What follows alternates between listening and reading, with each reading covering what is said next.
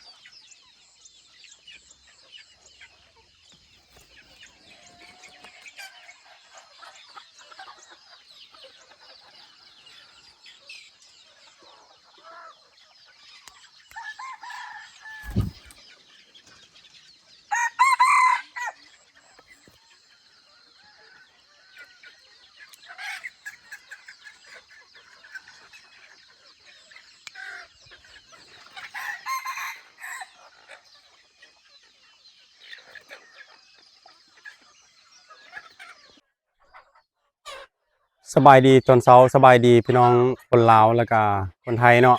แล้วก็ต่างประเทศอื่นที่เข้ามาชมเข้ามาเบิ่ง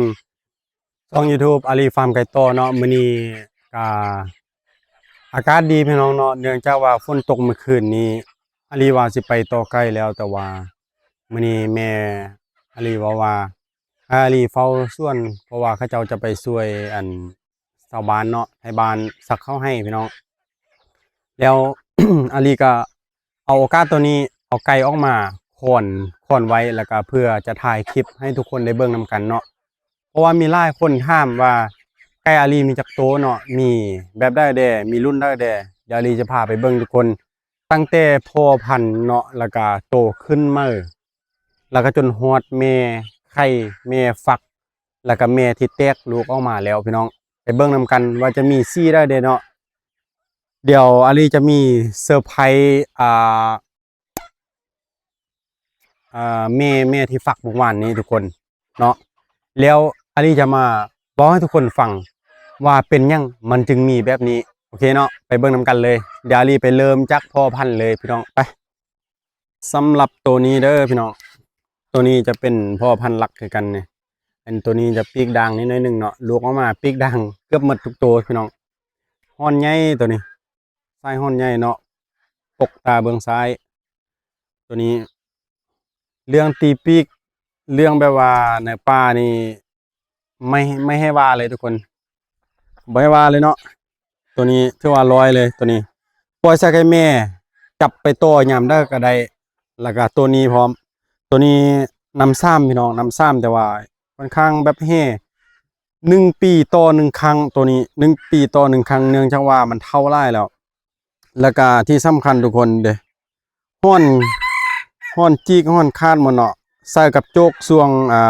กำลังเป็นดาวรุ่งเนาะเป็นดาวรุ่งประมาณ2 ปี3 ปีนะทุกคนใส่กับไก่โจกเบิ่งจีกเมิดฮ้อนถือว่าบ่เป็นฮ้อนไก่ละตอนนี้เนาะตัวนี้จะเป็นพ่อพันธุ์น้ำซ่องตัวนี้น้ำซ้ำเนาะเห็นว่ามันขี้ลายเพราะว่าตอนนี้คนมันล้นแล้วพี่น้องแล้วก็ที่สำคัญตอนตะกี้แล้วแม่นใส่กับแม่ขี้ลายเนาะน้ำซ่องน้ำซ้ำก็แม่นแต่ว่าแม่ขี้ลายตะกี้เนาะตัวนี้โอเคเนาะผ่านไปแล้วเนาะซ่องพ่อพันธุ์ตัวนี้สำหรับตัวนี้ก็จะเป็นลูกน้อยเนาะลูกน้อย5ก็ขึ้นมาลูกน้อย5ก็ขึ้นมาเนี่ยมันลูกของตัวนี้สำหรับพวกนี้แล้วมันลูกของตัวนี้มันตัวเรื่องๆจุเรื่องๆตัวนี้เนาะเรื่องๆแล้วมันลูกของตัวนี้ลูกของตัวนี้หมดเลยพี่น้องสายตีปีกเนาะตีปีกดังเมื่อทุกตัวพวกนี้สำหรับตัวนี้เกิดตอนเดือน 8ยังบ่ฮอดปีเนาะถ้าออมกลับมาฮอดเดือน 8นี่ก็ถือว่าครบปีหนึ่งตัวนี้ถ้ามามีแต้มระบอมีแล้วตัวนี้มีแต้มแล้วเด้อตัวนี้ต่อซ่องเทือเข้าซ่องเทือแต่ว่าได้1พี่น้องก็เลยเอามาคอนไว้ปล่อยสักให้แม่มีลูกละตัวนี้อ่าอาลีไปต่อตอนเดือน3ท้ายเดือน3พี่น้องเนาะแล้วตีบ่แพ้ไก่ป่าเนาะไก่ป่าอยู่หั่นไก่ป่าอีบอนแม่เกลือหั่นต่อได้ตัวนี้แหละตีกับไก่ป่าตัวนั้นบ่แพ้ไก่ป่าตัวนั้นมันก็เลยรอบยานอาลีมาปล่อยสักให้แม่เนาะสำหรับตัวนี้ก็จะเป็นคู่ของตัวนี้คือกันตัวนี้แล้วก็ตัวเรื่องท้ายๆพุ่นมันรุ่นเดียวกันออกมือเดียวกันแม่เดียวกันเนาะสำหรับตัวนี้สุดๆเลยเรื่องตีปีกไว้ใจมันเอาไปครั้งแรกคิดว่ามันอีบุกขั้นปะอยู่ป่าประมาณ5 นาทีทุกคน5 นาทีเนาะอาลีก็นั่งเจ้าอยู่นั่นแหละว่าป้าไก่เนี่ยมันบุกขั้นละตีว่ะประมาณ5 นาทีสันผลใส่ตีปีกโบะขั้นขึ้นมาอ๋อสุดยอดหลังจากนั้นไปป่านี่สุดยอดเลยตัวนี้เอาไว้รุ่นปีหน้าเนาะใส่ต่อคืนแหละตัวนี้นะใหญ่ๆเนาะนี่นะโอเคเนาะผ่านไปแล้วแต่ว่าตัวนี้ยังบูมีเต็มพี่น้องยังบูมีเต็มเนาะไปลองป่าซ่องเถื่อเนาะตีปีกขั้นดุขนาดแต่ว่ายังบูมีเต็มเถื่อตัวนี้ สำหรับตัวนี้จะเป็นตัวปีกด่างเนาะเป็นแม่มันแม่ขี้ลายสุดพี่น้องแต่ว่าพอเป็นน้ำซ้ำเนาะลูกออกมาขี้ลายห้อนได้พอเป๊ะเลย แต่ว่าห้อนพอตอนนี้เบิ่งบ่ได้ละตอนนี้ขี้ลายละเนี่ยลูกตัวนี้จะเป็นลูกของตัวนี้เนาะจะเป็นลูกของตัวนี้จะเป็นลูกของตัวนี้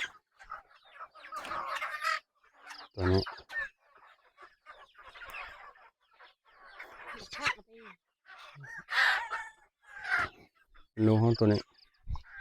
แล้วก็ตัวนี้จะเล่าประวัติให้ฟังพี่น้องตัวนี้นะตัวนี้เนาะตัวนี้กับแมนลูกของตัวนี้คือกันในห้างทุกคนเบิ่งแต่ห้างมันนี่แหละห้างบ้านๆคือพอเลยลูกของตัวนี้พี่น้องห้างบ้านๆคือกันพี่น้องตัวนี้คันค้นเต็มนี่งามตัวพอพันธุ์ตัวนี้เสียงคันเพิ่นเนาะลูกของตัวนี้ไปต่อซ่องเทื่อพี่น้องแต่ว่าอาลีแบ่งให้หมู่แล้วตัวนี้อาลีแบ่งให้หมู่เนาะแบ่งให้หมู่ไปต่อพี่น้องอาลีจะบอกประวัติให้ฟังปิ่นขออนุญาตปิ่นมาทางนี้ตัวนี้เนาะเอาวิวได้สินะตัวนี้ไปต่อซ่องเทื่อแล้วบ่แม่นอาลีไปต่อเนาะแต่ว่าเป็นหมู่เนาะเพราะว่าอาลีค่ายให้หมู่ประธานโบเพิ่นไปต่อทางน้ำอิดเนาะไก่ปลามาเป็นฟุ้งพี่น้องเพิ่นโป่งล่างแล้วบ่ได้โป่งล่างแล้วบ่ได้ไปบัดที่ซ่องเนาะไปบัดที่ซ่องตัวปะประมาณเท่าได้ว่าจนนั่งเมื่อยประมาณ20-30 นาทีแหละทุกคนแล้วเอาอาวุธโป่งล่างมากายไว้หลังจากนั้นเงี้ยนห้างการเข้ามาทุกคนโตบักใหญ่ๆเพิ่นว่าย่างข้ามมาบนต่อหน้าต่อตาเพิ่นเลยแต่ว่าอาวุธโป่งล่างเพิ่นกายไว้บ่ได้ยิงซ้ำเนาะก็เลยเฮ็ดให้บ่ได้ซ้ำโอเคเนาะสำหรับตัวนี้ประวัติก็โหดเติบคันท่าแมนอาลีน่าจะเรียบร้อยไปแล้วเนาะมีเตรียมให้ท่านผู้ชมมาเบิ่งแล้วหลายคนถามตัวนี้นะแต่ว่าอาลีบ่ป่วยเนาะแต่สุดท้ายประธานโบมาก็บ่เลือเนาะเพราะว่าเป็นหมู่เนาะสำหรับตัวนี้เรื่องเลยทุกคนเรื่องคือกัน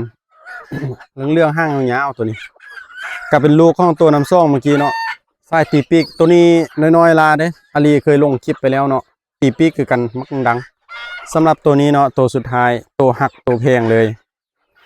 ต่อ3 เทื่อเข้า3 เทื่อได้1พี่น้องความอาลีขี้ลายสุดที่จริงแบบว่าคันแม่นยามมันห้าวนะอาลีได้หมดทั้ง3เลยอาลีได้หมดทั้ง3แต่ว่าอาลีโตท้ายเดือน4เนาะท้ายเดือน4ก็เลยเฮ็ดให้ไก่ปานบ่ห้าวมันบ่ตี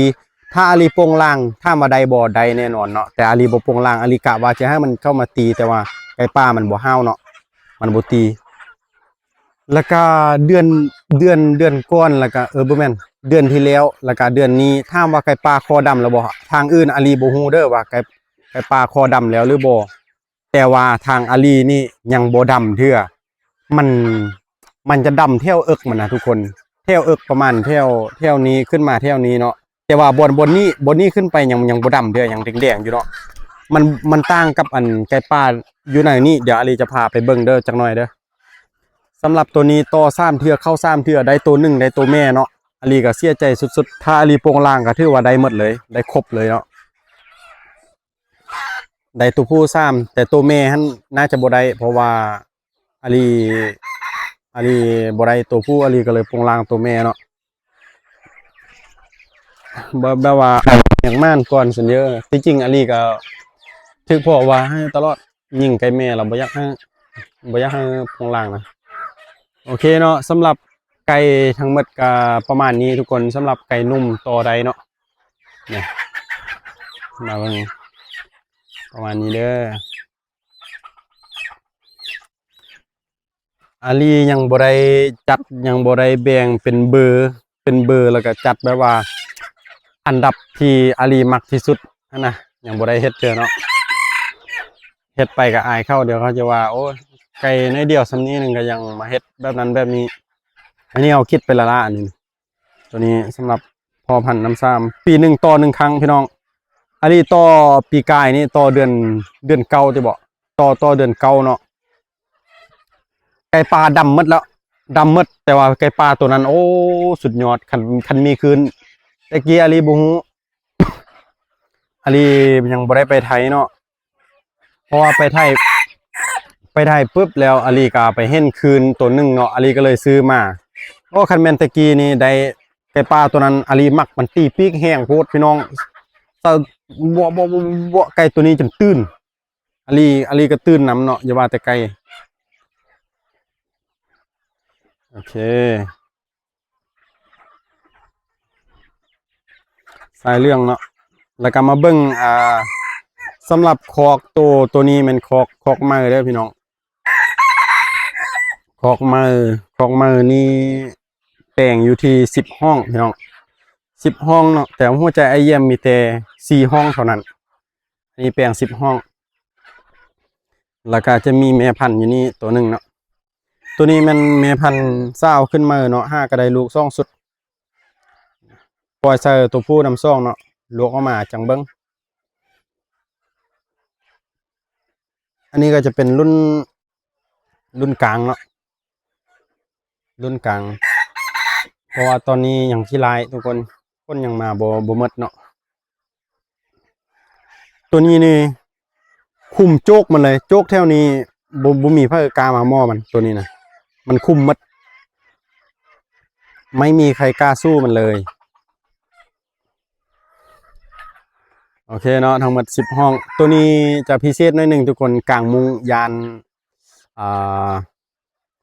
ยุงเข้ามากัดเนาะที่ว่าเป็นไก่บ้านนอกกลางมุงนอนสำหรับตัวนี้ก็จะเป็นไก่ปลาลอยเนาะอันนี้เปิดแบงแต่ว่ายังบ่มีไผกาซื้อเนาะ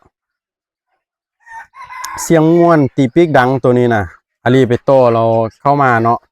ตีกับไก่อาลีแต่ว่ามันตีหายโพดเนาะไก่อาลียานเลยวันนี้คอดำที่จริงเห็นบ่ทุกคนสังเกตเบิ่งอาลี5ก็จะมาฮูนี่ก็ว่าไก่ป่านะเคสเดียวกันแต่ว่าอยู่ในป่าคอยังบ่ดำแบบนี้ทุกคนแต่ว่าอยู่บ้านนี่เฮ็ดให้ไก่มันคอดำแล้วอาลีว่าน่าจะเป็นเพราะมันมาอยู่นำเฮาแล้วมันย้านเฮาแล้วมันบ่ห้าวทุกคนจึงเฮ็ดให้แบบคอดำแบบนี้เนาะหรือว่าหมู่เพื่อนอายเอ้ยน้องคนใดที่มีประสบการณ์หลายกว่านี้เนาะก็มาแชร์กันได้พี่น้องแต่อาลีไปเห็นตัวจริงแล้วเนาะไก่ที่อาลีเอามาอยู่นี่นะแล้วก็ตัวที่อาลีปล่อยออกน่าจะดำหมดแล้วเพราะว่ามันอยู่น้ำคนแล้วมันบ่ห้าวเนาะมันบ่คืออยู่ในป่าแต่อยู่ในป่ายังแดงอยู่เด้อพี่น้องอาลีได้ตัวหนึงเนาะก่อนเดือน4นี่แหละอาลีได้น่ะแล้วก็ไปโตเราไปเห็นอีกเนาะไปเห็นคอยังแดงอยู่พี่น้องก็เลยกลับมาโอ้ไก่ป่านี้อยู่น้ำเฮาแล้วมันบ่ห้าวจึงคอดำไว้ประมาณนี้เนาะสำหรับแม่นี่ก็จะเป็นลูกลูกตัวน้ำซ่องคือกันสายเรื่องทั้งหมดเลยแหละมี10 ตัวพี่น้องโดดลงตัวเดียวเนาะโดดลงตัวเดียวกายนั้นอยู่ในหันหมดบ่เต็มเลยอยู่ในหัน9 ตัวอยู่นี่ตัวหนึ่งแม่ข้าวลุ้นลูกเกือบตายพี่น้องสุดท้ายไม่ได้เลยโอ้ว้าวคุณหลอกฉันโอเคว้าว scary that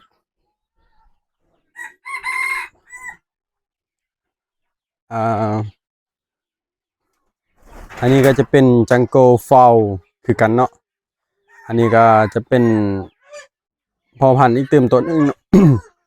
พอพันธุ์ปลาร้อย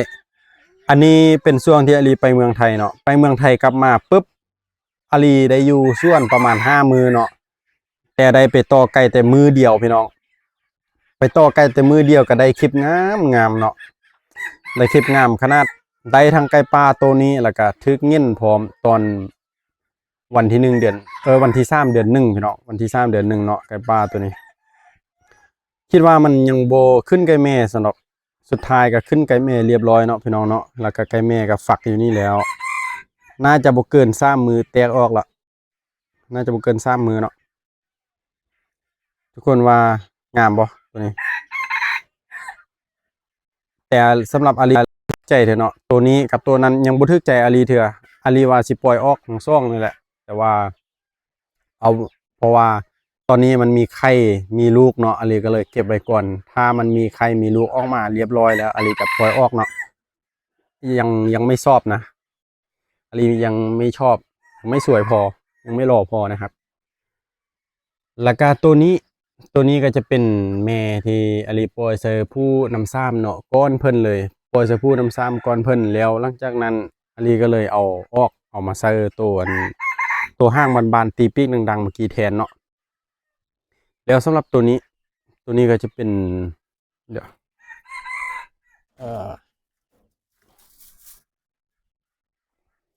สำหรับตัวนี้ฝักเรียบร้อยพี่น้อง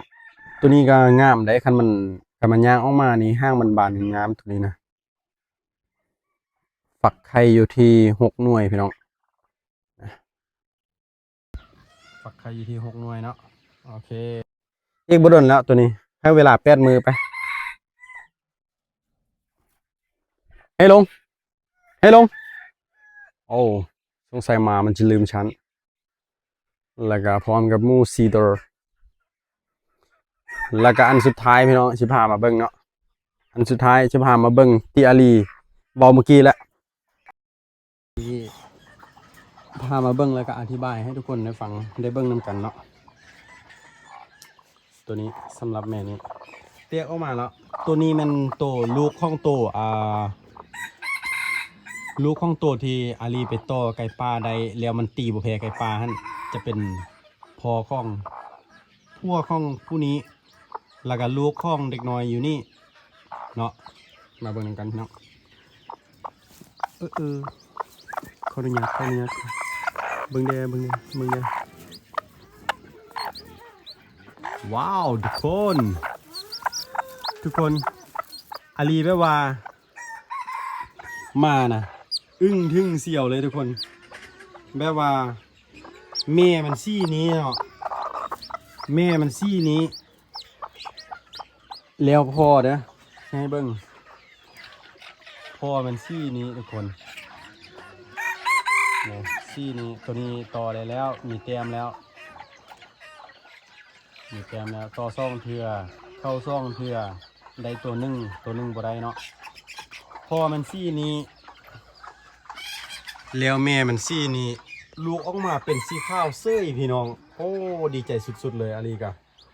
ดีใจเนาะได้ลูก2 ตัวสีขาวเนาะตอนนี้มีอยู่3 ตัวมีไข่4หน่วยฝัก4 หน่วยเนาะแตก3ตัวหนึ่งหน่วยหนึ่งอาลีเอาไปใส่แม่นั้นพุ่นบ่แน่ใจว่าสิแตกหรือบ่เนาะเลี้ยวทุกคนมาเบิ่งอันนี้เป็นแม่ข้าวแท้ๆลูกออกมาดำเมี่ยมหมดเลยลูกได้พอมัดทุกตัวแล้วแม่เราเสื้อแม่เราบ่ได้ทุกคนเสื้อบ่ว่า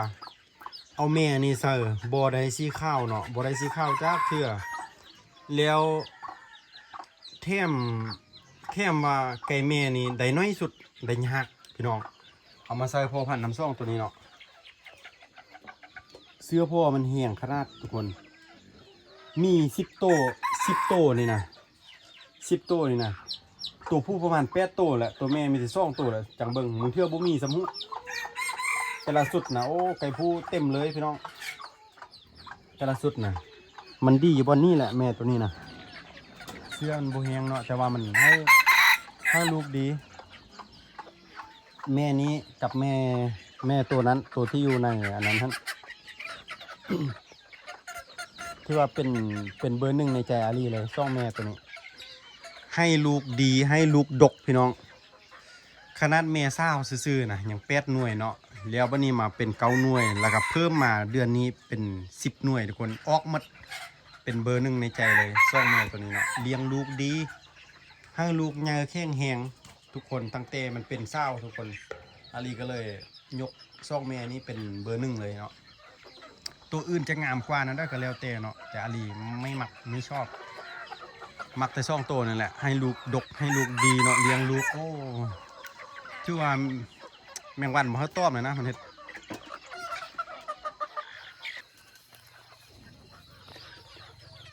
โอเคเนาะทุกคน สำหรับการรีวิวไก่อาลีทั้งหมดเนาะก็จะอยู่ประมาณนี้ทุกคนมีทั้งหมดเดี๋ยว1 2 3 4 5 6 7 8 9แล้วก็11กับไก่ป่าเนาะ11กับไก่ป่าส่วนอีกตัวหนึ่งอาลีใส่ในหั่น ใส่ในหั่นตัวหนึ่งเนาะเป็น12ตัวแล้วก็ที่อาลีปล่อยไปหั่นอาลี5กับปล่อยไปเดือนเลี้ยวกับเดือนนี้เนาะเพราะว่าอาลี5ก็กลับมาจากเมืองไทยเนาะสำหรับเสียงขั้นแต่ละตัวเดี๋ยวอาลีจะมาทายให้ทุกคนเบิ่งคลิปหน้าเด้อทุกคนตัวนี้ตอนนี้อาลีมาเอามาไว้บอนเดียวกันตัวนี้มันจะมีบางตัวที่มันย้านบางตัวที่มันขั้นกับขั้นเนาะเพราะฉะนั้นแล้วอาลีจะเอามาแยกต่างหากแล้วอาลีก็จะทายให้ทุกคนได้เบิ่งนำกันเนาะว่าเสียงตัวนี้เป็นแบบนี้ตัวนั้นเป็นแบบนั้นเนาะมาเบิ่งว่าทุกคนจะมักเสียงแบบได้นำมาเบิ่งนำกันพี่น้องสำหรับตัวน้อยสองตัวขั้นเรียบร้อยแล้วแต่ว่าตอนมาอยู่นี่เรามิดเลยทุกคนเดี๋ยวฤดูกาลหน้านี้ต่อได้แล้วฤดูกาลหน้าต่อได้แล้วเนาะโอเคเนาะตอนนี้อาลีจะเอาแต่ละตัวไปใส่ห้องของเพื่อนของมันเนาะ